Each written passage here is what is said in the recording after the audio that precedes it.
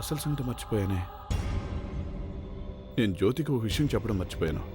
గంగ ఆ లేపనాన్ని కేవలం 20 నిమిషాలే రాసుకోవాల్సి ఉంది.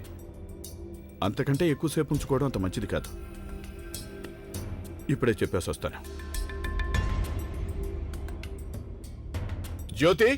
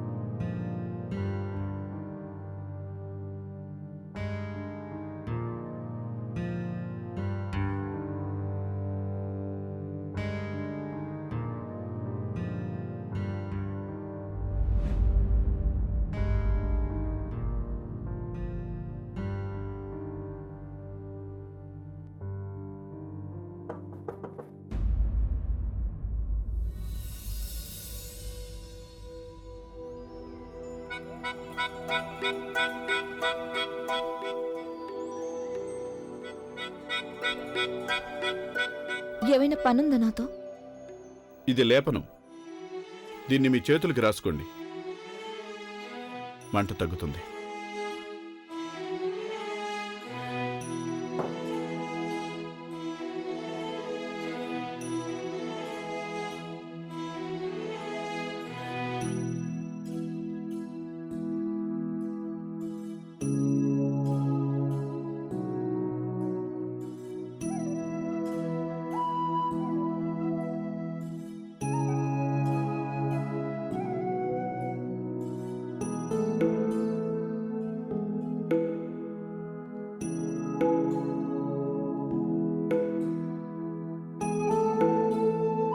ఇది లేపనం.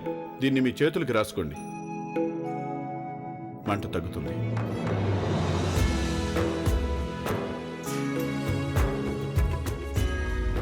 చూడు, ఉదయం తొందరగా లేవడం అలవాటు చేసుకో. శివతో పాటు మఠానికి నువ్వు వెళ్తూ ఉండు.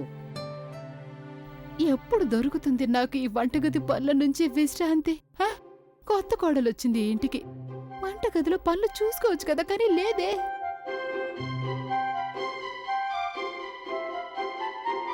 ప్రతాప్, టీ తాగుతావా? నాకేమవుతావు?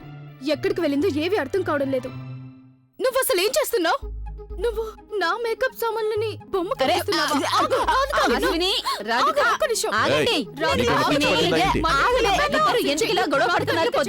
ఇది లైవ్. అశ్విని, అమ్మ చూడమ్మా, నా లిప్స్టిక్ తీసుకోవడమే కాకుండా ఎలా చేసిందో చూడు. ఇదేవి మొదటిసారి కాదమ్మా, ఎప్పుడు తను ఇలాగే చేస్తుంది. నా మేకప్ సామాన్లు దొంగలిస్తుంది, తర్వాత వాటిని పాడు చేస్తుంది. లిప్స్టిక్ వేసుకున్నంత మాత్రాన నీకు పెళ్ళైపోతుందా? చూసావా అమ్మా, తను నన్నే ఎగతాళి చేస్తుంది. తనకి ఎంత ధైర్యం అసలు! అశ్విని, తను చిన్నపిల్ల, నువ్వైతే పెద్దదానివిగా. అత్తయ్యవి కదా తనకి, కానీ నువ్వే చిన్నపిల్లలాగా ప్రవర్తిస్తున్నావు. నువ్వు ఇంకేమన్నా చెప్పాలా? ఇంకేమన్నా అబద్ధం చెప్పాలనుకుంటే చెప్పేయి. నేను చూడాలనుకుంటున్నాను నన్ను మోసం చేయడానికి నువ్వు ఎంత నీచానికి దిగజారగలవు అని.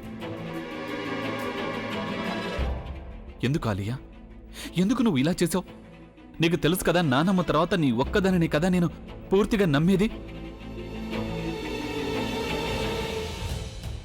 ఏమన్నావు నువ్వు? ఈ మధ్య అన్నిటినీ మర్చిపోతున్నావా? అది చాలు.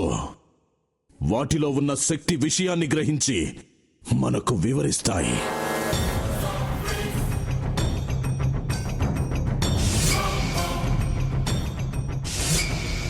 ఎవరు ఆ దండ విప్పొద్దు, గది తలుపులు తెరవద్దు.